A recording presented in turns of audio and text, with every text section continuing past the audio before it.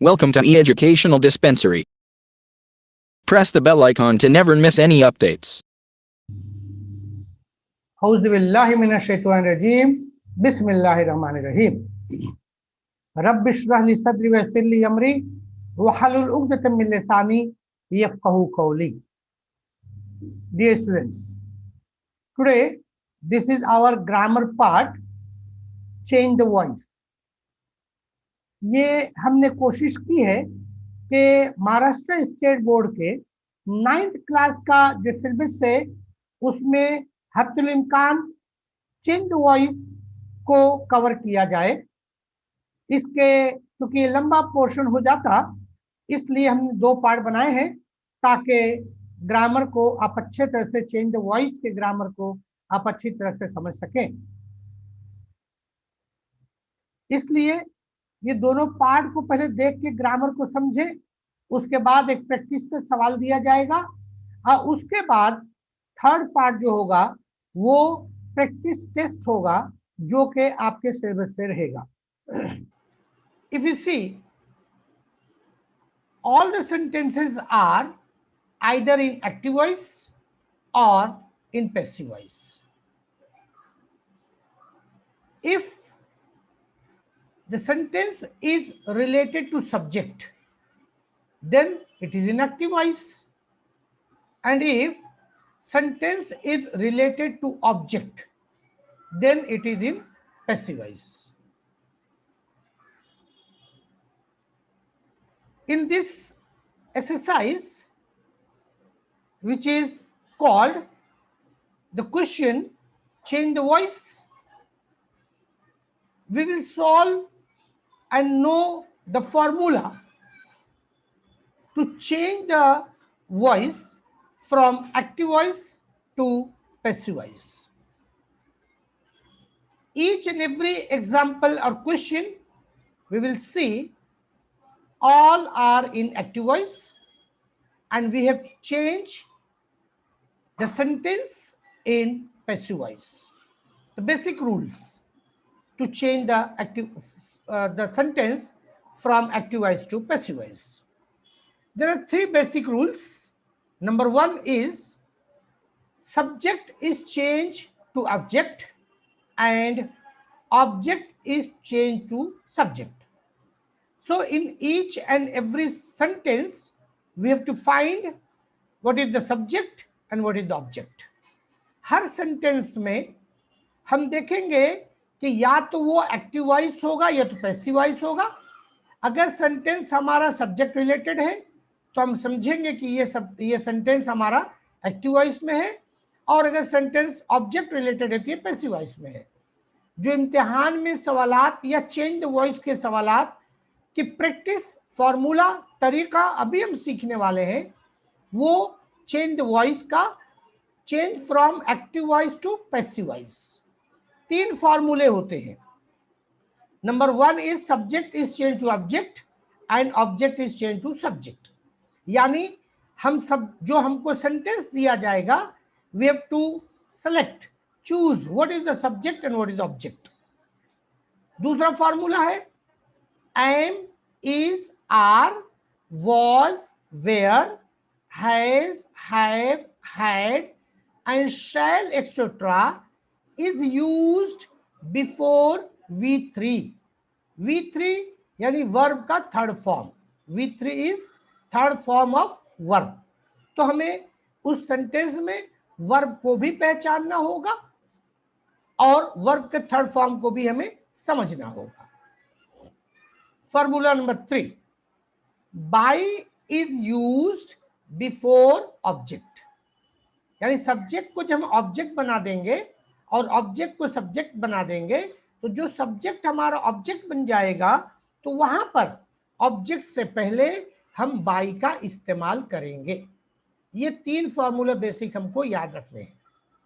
अब हम प्रैक्टिस करते हैं. पहले आप इस तरह का एक चार्ट बना लें जिसमें ये वर्ड्स लिख लें.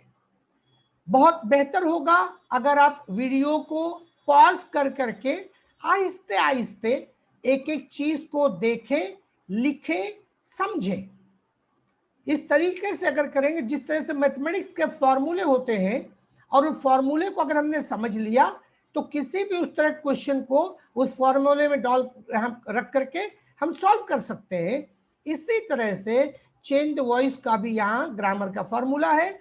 इस फॉर्मूले को आपने अगर अच्छी तरीके से समझ लिया तो आप बहुत ही अलग अलग सेंटेंसेस को भी अच्छे तरीके से पहचान करके फॉर्मूले में फीड करके आंसर हासिल कर सकते हैं। सबसे पहला हमारा फॉर्मूला है सिंपल प्रेजेंट और सिंपल पास्ट टेंस के लिए। इसी को हम प्रेजेंट इंडेफिनिट और पास्ट इंडेफिनिट भी कहते हैं। यहां आप देखेंगे ग्राफ में, तो पहले हमने लिखा है एक बॉक्स छोटा सा बना करके एम इज आर, और उसके बाद एक लाइन खींच के उसको बॉर्डर बना दिया गया, बॉक्स तैयार हो गया। एम इज आर को पहले हम समझ लें। Am is are simple present tense में या प्रेजेंट इंडेफिनिट में इस्तेमाल होता है। दूसरी चीज ये, एम जो है वो कभी भी आई के साथ इस्तेमाल होगा, इज सिंगुलर के साथ और आर प्लूरल के साथ। सिंगुलर और प्लूरल, वाहिद और जमा जो हम कहते हैं, आई के साथ एम, सिंगुलर के साथ इज, प्लूरल के साथ आर। ये होगा प्रेजेंट इंडेफिनिट में या सिंपल प्रेजेंट में। उसी के साथ अगर पास्ट इंडेफिनिट या सिंपल पास्ट की बात करें तो वहां पर सिंगुलर के साथ वॉज और प्लूरल के साथ वेयर का इस्तेमाल होगा। अब इस बॉक्स के इस ग्राफ से आप समझ चुके होंगे कि सिंपल प्रेजेंट या प्रेजेंट इंडेफिनिट में आई के साथ एम, सिंगुलर के साथ इज, प्लूरल के साथ आर। पास्ट इंडेफिनिट या सिंपल पास्ट में सिंगुलर के साथ वॉज और प्लूरल के साथ वेयर का इस्तेमाल होगा, ये एक्टिव वॉइस में। और जब हम उसको पैसिव वॉइस में चेंज करेंगे तो ये पैसिव वॉइस में उसका फॉर्मूला बन जाएगा प्लस V3। हमको फॉर्मूले के तौर पर इतना याद रखना है। अब हम एक सेंटेंस देखेंगे प्रैक्टिस के लिए। यहां पर हम देखते हैं कि ये एक्टिव वॉइस का एक क्वेश्चन दिया गया, सेंटेंस दिया गया है, ही राइट अ लेटर। हमको इसको पहचानना है कि ये सेंटेंस हमारा किस टेंस में है। This sentence is in which tense, इसको हम कैसे पहचानेंगे। ही सब्जेक्ट है, राइट वर्ब है और अ लेटर ऑब्जेक्ट है। हम पहले सेंटेंस को इन 3 पार्ट्स में डिवाइड कर देंगे। जो भी सेंटेंस हमारा होगा पहले हम ये रफ वर्क करेंगे कि उस सेंटेंस को हम सब्जेक्ट, वर्ब और ऑब्जेक्ट में डिवाइड करके ढूंढ लेंगे। फिर हम देखेंगे कि ये सेंटेंस हमारा किस टेंस में है। यहां हमने देखा ही जो सब्जेक्ट है वो सिंगुलर है, राइट वर्ब है, वर्ब का फर्स्ट फॉर्म है, और अ लेटर ऑब्जेक्ट है। राइट जो है वर्ब का जो फर्स्ट फॉर्म है उससे पहले कोई हेल्पिंग वर्ब नहीं है। ये हमें पता देता है कि ये सेंटेंस हमारा प्रेजेंट इंडेफिनिट या सिंपल प्रेजेंट टेंस में है। अब हमने जो पहले 3 फार्मूला पढ़ा कि subject is change to object and object is change to subject, ये पहला काम। दूसरी चीज एम इज आर का इस्तेमाल, V3 का इस्तेमाल और एडिंग ऑफ बाय, 3 फार्मूले हमने पहले पढ़ लिए। तो अब चेंज हम करेंगे एक्टिव वॉइस से पैसिव वॉइस में। तो सबसे पहले ऑब्जेक्ट को हम शुरू में ले आएंगे सब्जेक्ट की जगह पर, यानी अ लेटर। पैसिव वॉइस में सेंटेंस हो जाएगा अ लेटर। अ लेटर से हमने शुरू किया, जो ऑब्जेक्ट को शुरू में लाया सब्जेक्ट की जगह पर, अ लेटर। फिर अ लेटर सिंगुलर है, अ लेटर सिंगुलर है। प्रेजेंट इंडेफिनिट में या सिंपल प्रेजेंट में सिंगुलर के साथ हेल्पिंग वर्ब इज का इस्तेमाल किया जाता है, आपको फॉर्मूले में नजर आएगा। फिर इज का इस्तेमाल कर दिया, लेटर सिंगुलर था इसलिए। उसके बाद V3 का फॉर्मूला प्लस V3। राइट जो हमारा वर्ब है, राइट का वर्ब का third form, write, wrote, written. तो रिटन इसका V3 हो गया थर्ड फॉर्म। बाई को हम ऐड करेंगे और ही जो था he is change to him. तो जवाब हो गया हमारा a letter is written by him. A letter is written by him. Next question देखेंगे, एक्टिव वॉइस में अगेन है, they write letters. They write letters. पहले हम सेंटेंस को पार्ट में यानी सब्जेक्ट वर्ब ऑब्जेक्ट ढूंढेंगे। तो दे हमें मिल जाएगा सब्जेक्ट, राइट मिलेगा वर्ब और लेटर्स है हमारा ऑब्जेक्ट। अब हम पहचानेंगे कि किस टेंस में है। आपको तरतीब से चलना है। First you have to find subject verb object, then you to know in which tense this sentence is and what is the formula to change this active voice to passive voice. they subject है, write verb है, और letters object है। तो यहां पे फिर से हम देखते हैं कि राइट जो वर्ब है उससे पहले कोई हेल्पिंग वर्ब लगा हुआ नहीं है। दे राइट लेटर्स यानी एक आदत है, ये प्रेजेंट इंडेफिनिट है या सिंपल प्रेजेंट है, वो खत लिखते हैं। तो चेंज करेंगे सेम फार्मूला से, लेटर्स।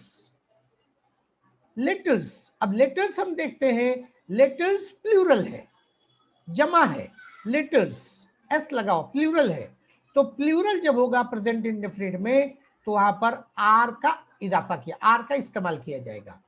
तो लेटर्स आर, और फिर फार्मूला आप देख रहे हो V3 है। तो लेटर्स आर रिटन बाय, दे जो है वो चेंज होकर के देम हो जाएगा। तो letters are written by them. आपने दो एग्जांपल्स देखे प्रेजेंट इंडेफिनिट के। अब हम इसी तरह से पास्ट इंडेफिनिट में देखते हैं, ही रोट अ लेटर। पहले हम इसको सब्जेक्ट वर्ब ऑब्जेक्ट तलाश करेंगे। ही सब्जेक्ट है, रोट वर्ब है, अ लेटर ऑब्जेक्ट है। रोट जो है ये पास्ट टेंस में है, राइट का पास्ट टेंस रोट। तो रोट जो पास्ट टेंस है इसने बता दिया कि ये सेंटेंस पास्ट टेंस में है और हेल्पिंग वर्ब नहीं है, इसका मतलब पास्ट इंडेफिनिट है। पास्ट इंडेफिनिट है, ही रोट अ लेटर। अब हम चेंज करेंगे, फार्मूला हमारा वही रहेगा। ऑब्जेक्ट को पहले लाइए सब्जेक्ट की जगह पर, सब्जेक्ट को ऑब्जेक्ट के लिए ले जाइए, हेल्पिंग वर्ब का इस्तेमाल कीजिए और V3 का इस्तेमाल कीजिए। जब हम चेंज करेंगे तो अ लेटर, अ लेटर। अब ये लेटर जो था रोट ने बता दिया था कि पास्ट में है और सिंगुलर भी है। तो पास्ट और सिंगुलर में इस्तेमाल होता है helping verb was. A letter was, फिर V3, V3 यानी रिटन बाय, ही से चेंज होके him. A letter was written by him. इसी तरीके से नेक्स्ट क्वेश्चन देखेंगे, they wrote letters. They wrote letters. They subject, wrote verb past tense में, और लेटर्स ऑब्जेक्ट प्लूरल। फिर से जब इसको चेंज करेंगे तो हमको पता चल जाएगा पहले ये कि रोट जो है ये पास्ट टेंस है, हेल्पिंग वर्ब नहीं है, तो पास्ट इंडेफिनिट है या सिंपल पास्ट हम कह सकते हैं। फॉर्मूला वही है, चेंज करेंगे, लेटर्स प्लूरल है, लेटर्स प्लूरल है इसलिए वेयर हेल्पिंग वर्ब इस्तेमाल किया जाएगा। Letters were V3 written, V3 written by, they से चेंज होके देन। इस तरह से ये एक फॉर्मूला जो प्रेजेंट इंडेफिनिट या सिंपल प्रेजेंट और सिंपल पास्ट के लिए एक ही फॉर्मूला है। इस तरीके से ये हम चेंज द वॉइस बड़ी आसानी से कर सकते हैं। Now we will see the formula number 2। This formula is for present continuous or past continuous tense. Again, you can see am, is, are.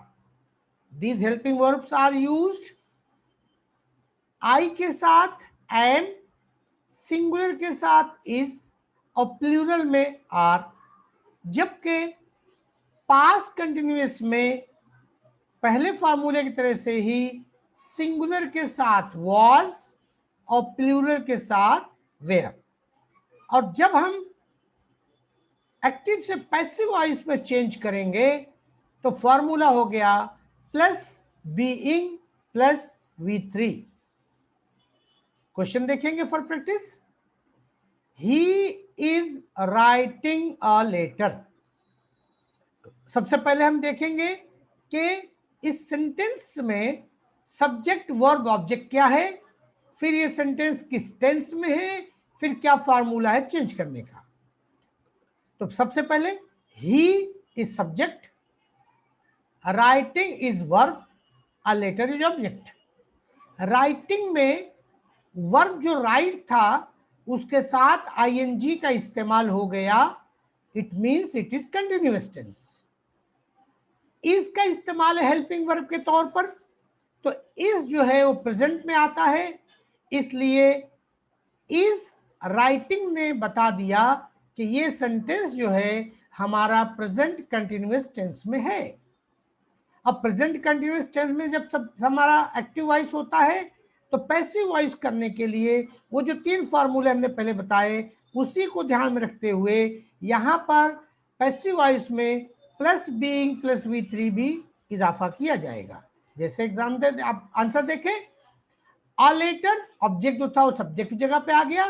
A letter, letter हमारा सिंगुलर है इसलिए is का इस्तेमाल हुआ। अ लेटर इज, फिर formula बताता है being को ऐड करो प्लस V3 लिखो, तो a letter is being, write हमारा वर्ब था उसे रिटर्न हो गया, बाई ही से चेंज होके him. A letter is being written by him. इसी का दूसरा सेंटेंस देखें, दे आर राइटिंग लेटर्स। फिर से हम सेंटेंस को पार्ट करेंगे, पार्ट करके देखेंगे। दे सब्जेक्ट है, राइटिंग वर्ब है, लेटर्स ऑब्जेक्ट है। वर्ब को देखेंगे, वर्ब में राइट का वर्ब है, राइटिंग ही आया है, आईएनजी है, इट मींस कंटिन्यूअस है। हेल्पिंग वर्ब के तौर पे आर आया है, क्यों आया है, क्योंकि दे है, प्लूरल है, तो दे आर राइटिंग लेटर्स। तो ये पता चल गया कि ये प्रेजेंट कंटिन्यूअस टेंस में है प्लूरल के लिए। अब चेंज करेंगे तो लेटर्स, लेटर्स प्लूरल फिर से आ गया, लेटर्स तो आर का इस्तेमाल हुआ हेल्पिंग वर्ब के तौर पर, और बीइंग का इजाफा किया जाएगा। राइट जो हमारा वर्ब था उससे V3 रिटर्न कर दिया गया, बाई दे से चेंज होके them. Letters are being written by them. इसी तरह से ये प्रेजेंट कंटिन्यूअस के बाद हम पास्ट कंटिन्यूअस के एग्जांपल्स को देखते हैं। एक्टिव वॉइस में देखेंगे हम, he was writing a letter. He हमारा सब्जेक्ट है, राइटिंग वर्ब है, अ लेटर ऑब्जेक्ट है।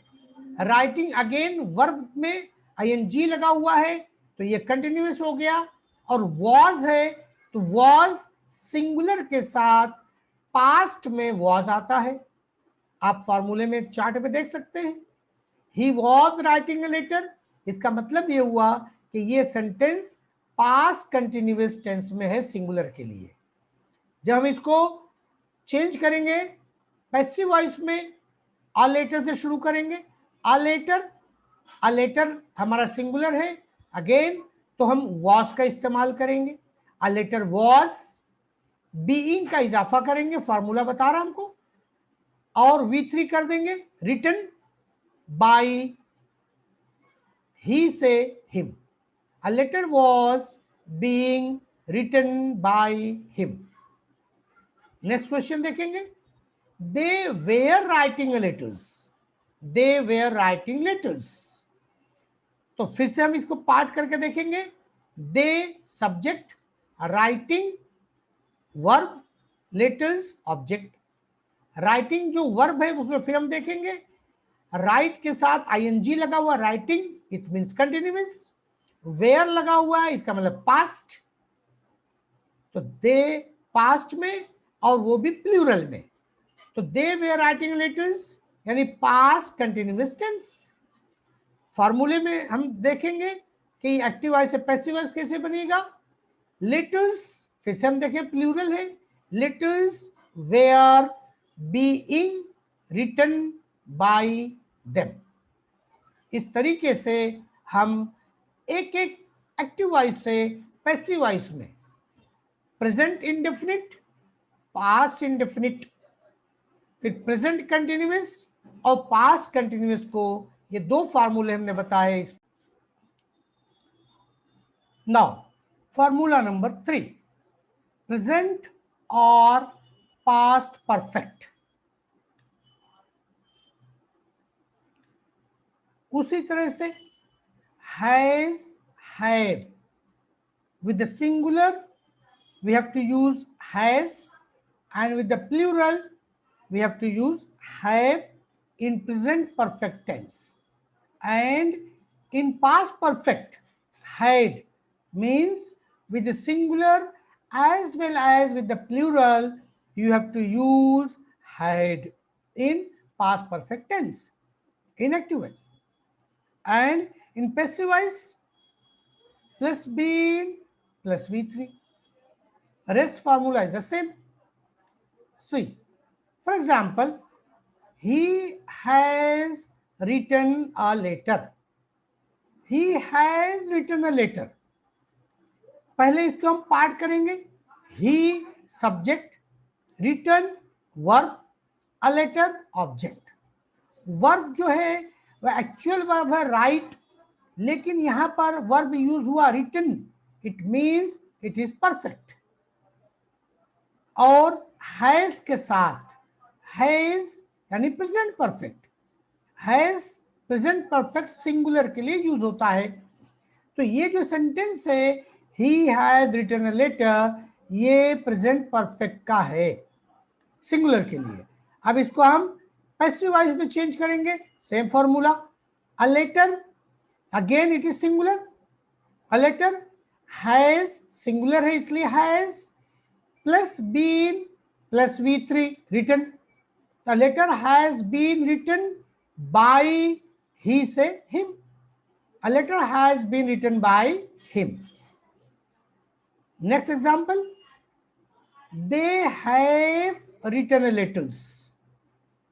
अब इसके हम पार्ट्स करेंगे। they subject, written verb, letters object. have written, have ने बताया प्रेजेंट में प्लूरल के लिए और रिटन ने बताया परफेक्ट के लिए। तो ये सेंटेंस हो गया present perfect for plurals. Change करेंगे पैसिव वॉइस में, लेटर्स प्लूरल हो गया, letters have been written with written by them, letters have been written by them. उसी तरह से हम पास्ट परफेक्ट का एग्जांपल देखें। He had written letters, he had written letters। यहां पर सब्जेक्ट हम देखेंगे he, written verb, letters object. Verb जो रिटन है इसका मतलब परफेक्ट है, हैड का इस्तेमाल हुआ है तो सिंगुलर में और प्लूरल में दोनों में हैड का ही इस्तेमाल होता है। he had written letters यानी ये सेंटेंस जो है पास्ट परफेक्ट टेंस में है। जब चेंज करेंगे लेटर्स प्लूरल है तो यहां सिंगुलर पे दोनों में हैड का इस्तेमाल होता है। Letters had been written by him. इस तरीके से ये थर्ड फार्मूला कंप्लीट हुआ और ये हमने 2 पार्ट में बनाने की कोशिश की है चेंज द वॉइस के पूरे पार्ट को, पूरे चेंज द वॉइस के ग्रामर को प्रैक्टिस के लिए, ताकि छोटे छोटे ज़्यादा पार्ट ना हो, 2 पार्ट हो जिसमें आसानी से आप पढ़ सकें, समझ सकें और याद कर सकें। इसकी प्रैक्टिस करें। व आखिर दावाना अनिल हम्दुलिल्लाह रब्बिल आलमीन। अस्सलामु अलैकुम व रहमतुल्लाहि व बरकातहू। Subscribe now and press the bell icon. Never miss an update.